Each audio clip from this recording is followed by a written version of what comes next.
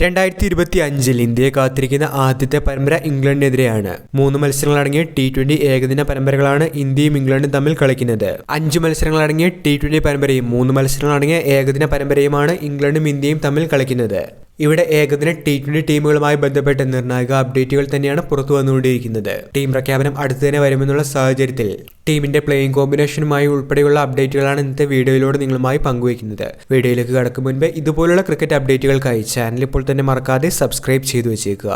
T20 പരമ്പരയിൽ Indian ടീമിൽ സഞ്ജു സാംസൺ ഉണ്ടാകുമെന്നുള്ള കാര്യം ഉറപ്പായിട്ടുണ്ട്. 2024 3 സെഞ്ചുറികളോടെ ലോക റെക്കോർഡ് പ്രകടനമാണ് സഞ്ജു T20യിൽ കാഴ്ചവെച്ചത്.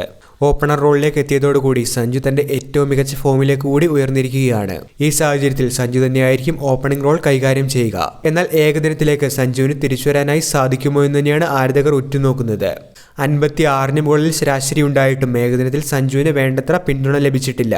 എന്നാൽ ചാമ്പ്യൻസ് ട്രോഫി അടക്കം വരാനിരിക്കെ ഇംഗ്ലണ്ട് ഏകദിന പരമ്പരയിൽ സഞ്ജുവിനെ പരിഗണിക്കുമെന്നാണ് ആരാധകർ പ്രതീക്ഷിക്കുന്നത്.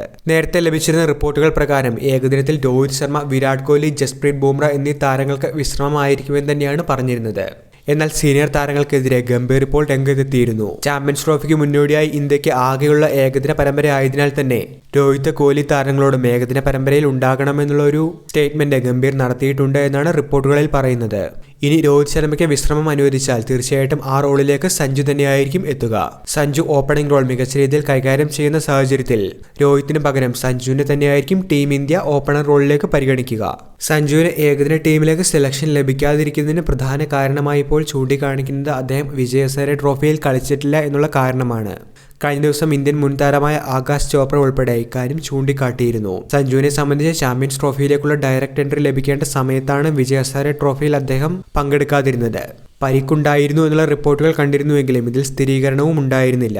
പല ഇന്ത്യൻ താരങ്ങളും വിജയ് ഹസാരെ ട്രോഫിയിൽ മികവ് കാട്ടി തിരിച്ചുവരവിന് തയ്യാറെടുക്കുകയാണ്. ഇടവേളയ്ക്ക് ശേഷം ശ്രേയസ് അയ്യർ ഇന്ത്യൻ ടീമിലേക്ക് തിരിച്ചെത്തുന്നു എന്നതാണ് ഏകദിന പരമ്പരയെ സംബന്ധിച്ച് പുറത്തു വന്നിരിക്കുന്ന ശ്രദ്ധേയമായൊരു റിപ്പോർട്ട്.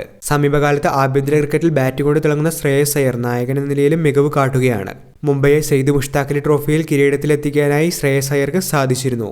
അതുകൊണ്ട് തന്നെ മധ്യനിരയിൽ ശ്രേയസ് അയ്യരുടെ ഒരു തിരിച്ചുവരവ് ടീം ഇന്ത്യയെ സംബന്ധിച്ച് ഗുണം ചെയ്യും. നിങ്ങളുടെ അഭിപ്രായത്തിൽ നിലവിലെ സാഹചര്യങ്ങൾ പരിഗണിക്കുകയാണെങ്കിൽ സഞ്ജു സാംസൺ ടീം ഇന്ത്യയുടെ ഏകദിന സ്ഥാനം അർഹിക്കുന്നുണ്ടോ? എന്താണ് ഇതിനെപ്പറ്റിയുള്ള നിങ്ങളുടെ അഭിപ്രായം എന്നുള്ളത് കമന്റിൽ പറയുക. വീഡിയോ അവസാനിക്കുന്നു. ഏറ്റവും പുതിയ ക്രിക്കറ്റ് അപ്ഡേറ്റുകൾക്കായി ചാനൽ ഇപ്പോൾ തന്നെ മറക്കാതെ സബ്സ്ക്രൈബ് ചെയ്തു വെച്ചേക്കുക.